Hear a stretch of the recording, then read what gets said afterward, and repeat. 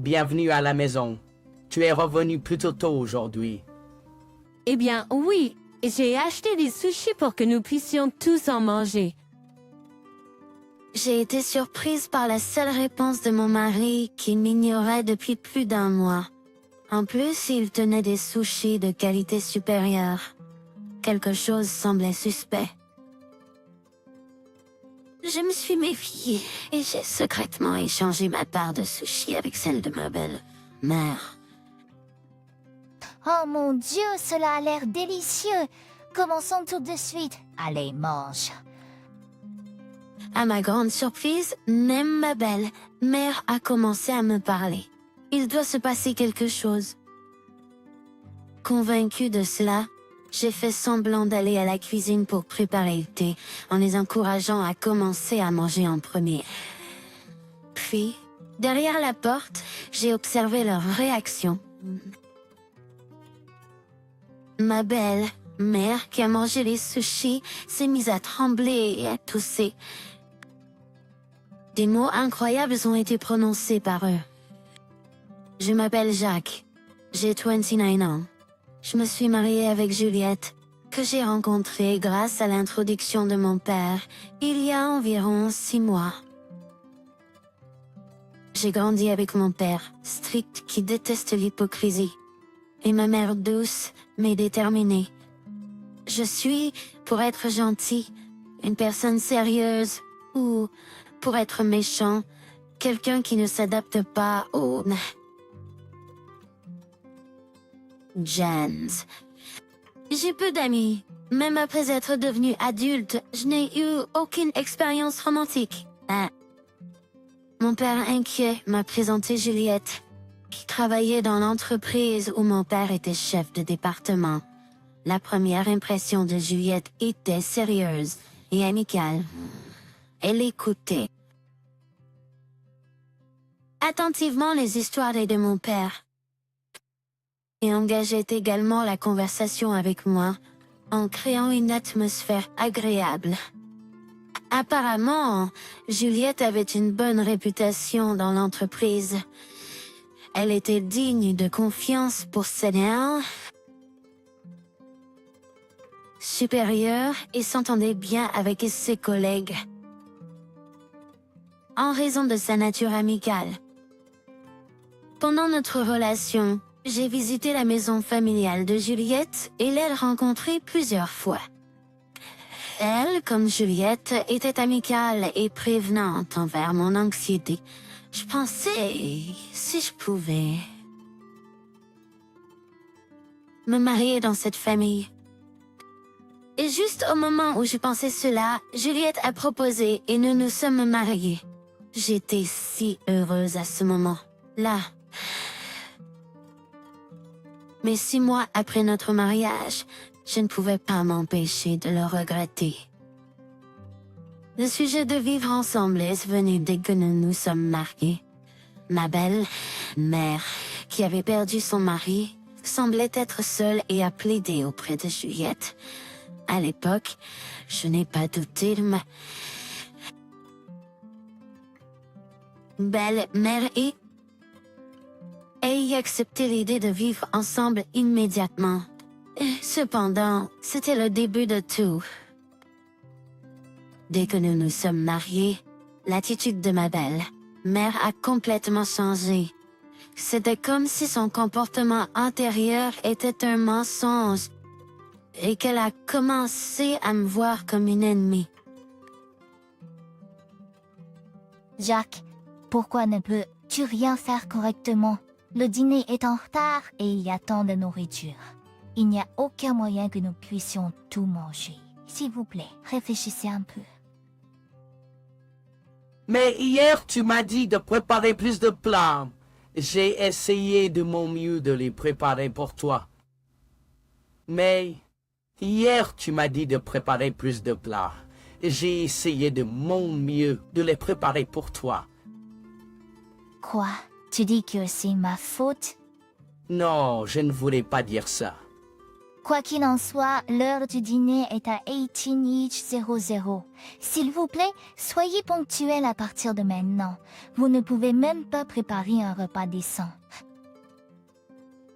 Je n'aurais jamais pensé que quelqu'un comme toi deviendrait ma belle fille. Ce genre de choses arrive presque tous les jours. Les demandes de ma belle-mère changent constamment, et même si j'essaie de le satisfaire, elle se plaint de quelque chose d'autre. Après avoir terminé le travail et me dépêchant de rentrer à la maison, je termine la préparation du dîner à 18h00. Mais ma belle-mère n'est pas apparue à la table jusqu'à près de 19h00. Elle a dit que la nourriture était froide et que je n'étais pas assez prévenante. Juliette rentre généralement tard en raison du travail supplémentaire et des réunions sociales.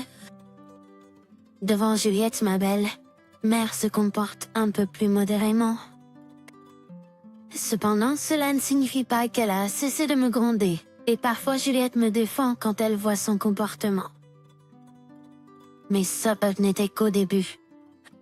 Progressivement peut-être qu'elle s'est lassée, et un jour Juliette m'a dit que ça.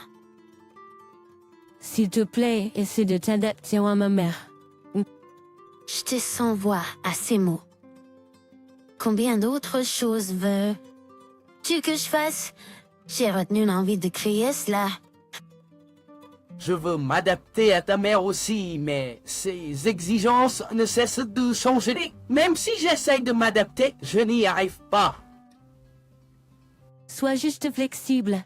Tu es un adulte, tu devrais être capable de gérer ça. Ryan m'a brutalement rejeté avec ces mots. Le Ryan amical et sérieux que je connaissais, quand nous nous sommes rencontrés pour la première fois, n'était nulle part. La situation empirait de plus en plus. Ryan a commencé à prendre le parti de sa mère ouvertement. Il a été d'accord avec ses plaintes et s'est moqué de moi. Sa mère, d'un autre côté, m'a adressé un sourire triomphant parce que son fils était de son côté. Ma belle-mère et Ryan m'ont traité comme une domestique. Les week-ends, ils sortaient ensemble, me laissant avec les tâches ménagères, ou ils sortiront manger ensemble. Mais si j'avais pas me préparer. Il y a aussi des moments où Ryan a ramené des plats à emporter juste pour lui et sa mère. La seule raison pour laquelle je n'ai pas quitté leur maison était que je ne voulais pas inquiéter mes parents. Mes parents étaient ravis quand j'ai commencé à sortir avec Ryan. À notre mariage, mon père, habituellement sérieux, a pleuré. Je ne voulais pas décevoir mes parents, qui avaient de grands espoirs pour notre mariage, et qui m'ont envoyé avec leur bénédiction. De plus, si quelque chose arrivait entre Ryan et moi, cela affecterait la réputation de mon père. Alors même si ma belle-mère me maltraitait et que mon mari ne me soutenait pas, j'ai décidé de supporter et de continuer. Mon seul réconfort était mon chat John. Quand j'ai dit que je voulais apporter John, que j'avais acheté avant de me marier, ma belle-mère n'aimait pas l'idée, mais j'ai insisté. Maintenant, je suis vraiment contente de l'avoir apporté. D'une manière ou d'une autre, j'ai réussi à passer chaque jour jusqu'à ce qu'un jour, cela ait soudainement commencé. Ma belle-mère et mon mari ont commencé à m'ignorer. J'étais perplexe devant ce changement soudain, sans avertissement ni raison. Peu importe à quel point j'ai essayé de parler, j'ai été ignorée. Demander une raison ou chercher à compromettre était voué à l'échec. Même en essayant de parler ou en faisant le ménage, j'ai continué à être ignorée. Puis, 5 mois plus tard, Bienvenue à la maison. Tu es rentré assez tôt aujourd'hui. Eh bien oui, j'ai acheté des sushis pour que nous mangions tous. J'ai été surpris simplement parce que mon mari m'a répondu qu'il m'ignorait depuis plus d'un mois. En plus, il tenait des sushis de qualité supérieure. Quelque chose semblait suspect. Avant que je puisse me sentir heureux, qu'il me parle enfin et ait acheté des sushis, je me suis demandé que diable prépare-t-il? Comme le comportement de mon mari m'a semblé étrange. De plus, Juliette a posé mon sushi sur la table en premier. Pendant les derniers mois et de mois, il n'y a pas eu une seule fois où mon mari m'a préféré à sa mère. C'est définitivement suspect. Alors que ma méfiance grandissait, j'ai secrètement échangé mon sushi avec celui de ma belle-mère.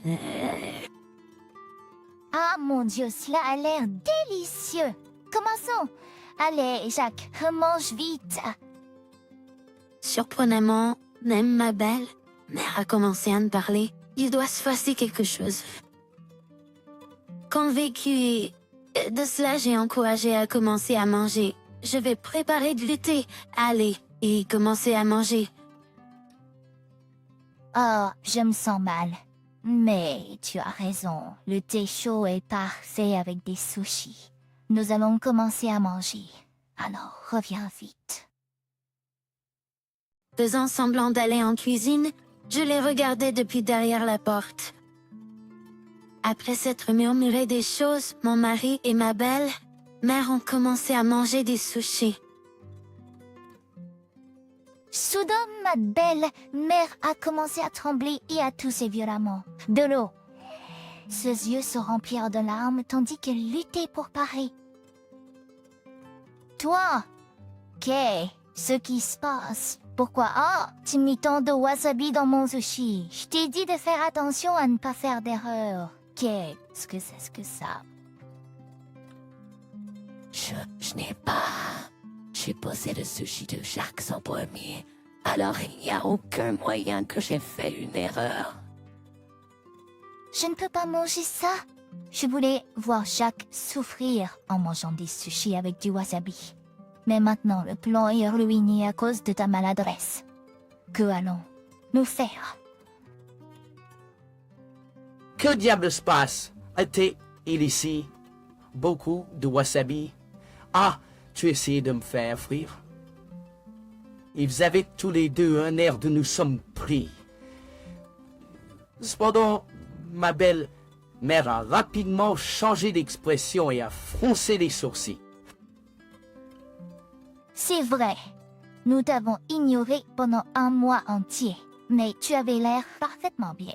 Alors, nous avons pensé que nous allions un peu te taquiner. C'est terrible. Ce qui est terrible.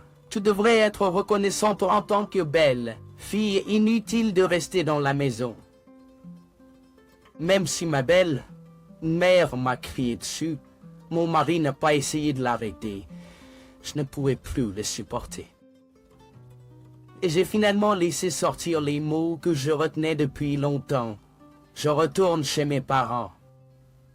J'ai rassemblé mes affaires essentielles et j'ai mis John dans un sac de transport pour animaux. Alors que je partais avec mes bagages, Juliette a finalement essayé de m'arrêter. Tu plaisantes, n'est-ce pas? C'est trop pour une simple blague.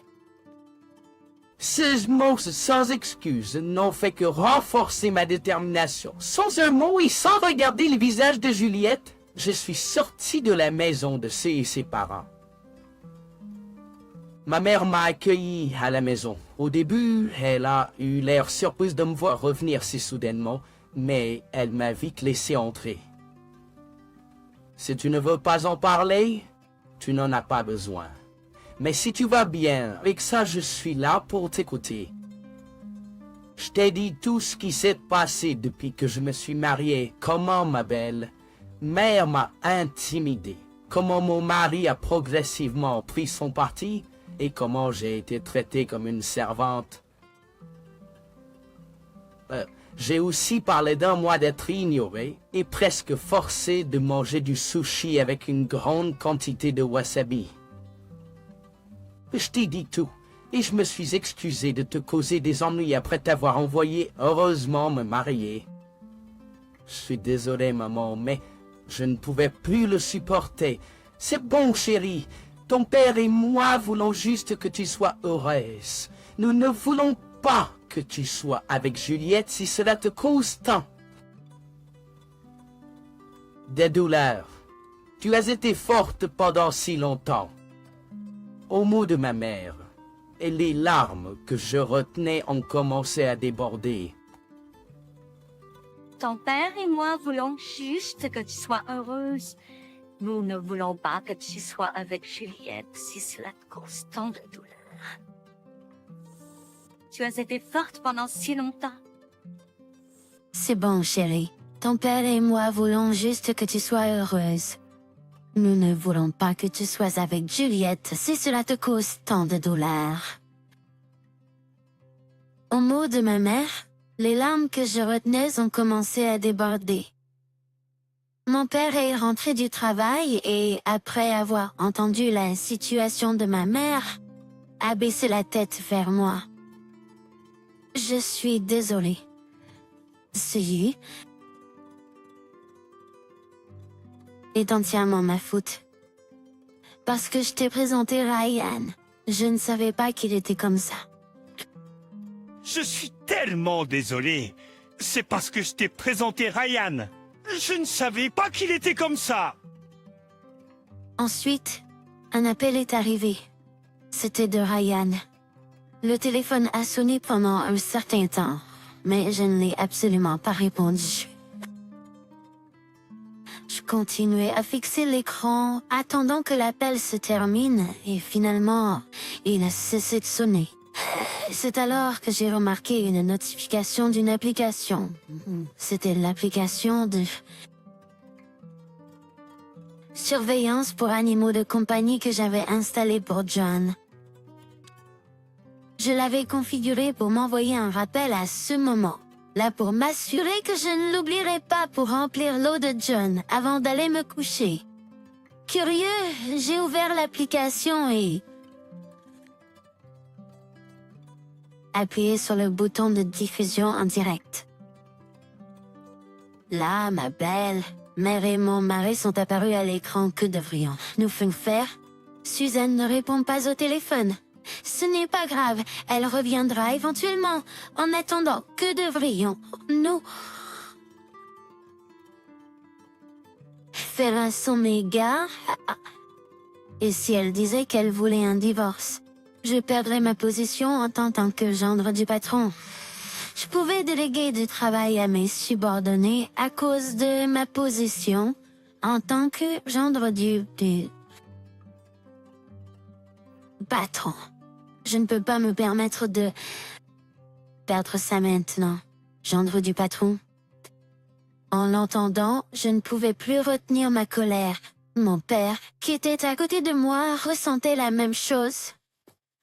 Il a fixé l'écran avec un regard d'incrédulité, les mains tremblantes. J'ai immédiatement envoyé un message en disant « Divorçons ». Plusieurs appels sont arrivés juste après, mais je les ai ignorés et suis allée me coucher. Ce samedi matin, la sonnette a retenti tôt. Oh mon Dieu, qui pouvait être à 1 heure aussi matinale. J'ai entendu la voix de ma mère à l'entrée. Suivant sa voix, j'ai entendu la voix qui m'agaçait. Laisse-moi parler à Suzanne. Elle se trompe sur beaucoup de choses. C'était Juliette. Comme je n'ai pas répondu à ses appels, il est venu jusqu'à ma maison. Ne voulant pas causer plus de problèmes à ma mère, je suis allée à la porte d'entrée. Je lui ai lancé un coup de froid et lui ai parlé froidement. Kate, ce que tu veux. Suzanne, pourquoi ne réponds-tu pas au téléphone? J'étais inquiète pour toi. Inquiète, vous vous êtes allié à votre mère pour vous moquer de moi. Vous m'avez ignoré pendant 1 mois et vous m'avez ensuite fait manger du sushi avec une grosse quantité de wasabi. C'était... À mon accusation, Juliette était sans voix. Je commençais à fermer la porte sur lui. Je t'apporterai les papiers du divorce dès qu'ils seront prêts. Je n'ai plus rien à dire, alors s'il te plaît, pars maintenant. Attends, hé, tu es sérieux? Tu n'as jamais été en relation avec quelqu'un d'autre, n'est-ce pas?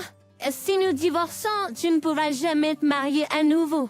Hé, tu es prêt à être seul pour le reste de ta vie?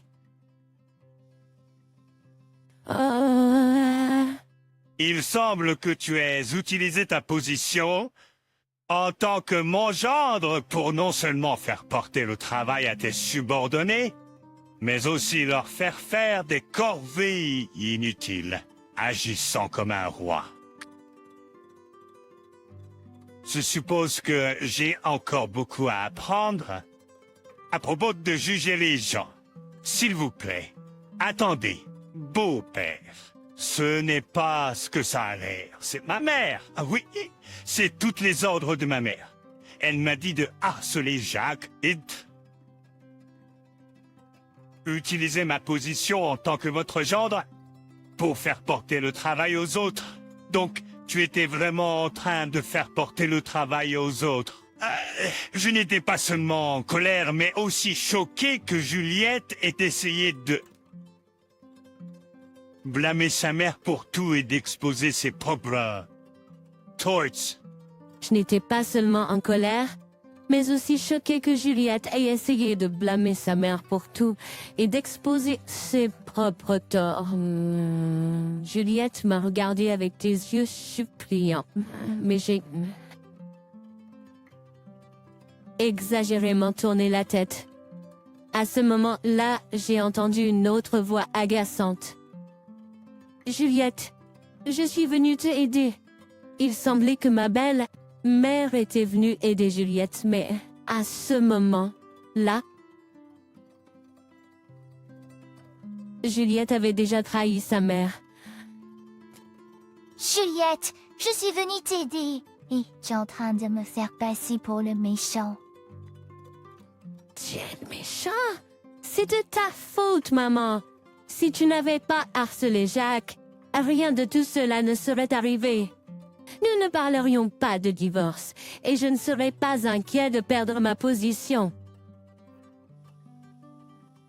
Les deux se rejetèrent la faute et mon père, ma mère et moi n'avions pas d'autre choix que de les regarder avec stupéfaction. Leur dispute ne semblait pas se terminer de sitôt. Mon père, fatigué de tout ça, a soupiré et a pris la parole. Vous deux pouvez continuer à vous disputer à la maison.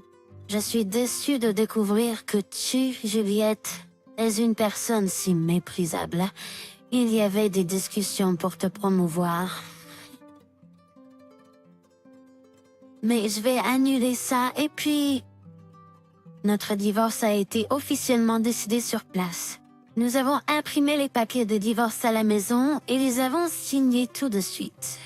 Les méfaits de Juliette au travail et son divorce de moi...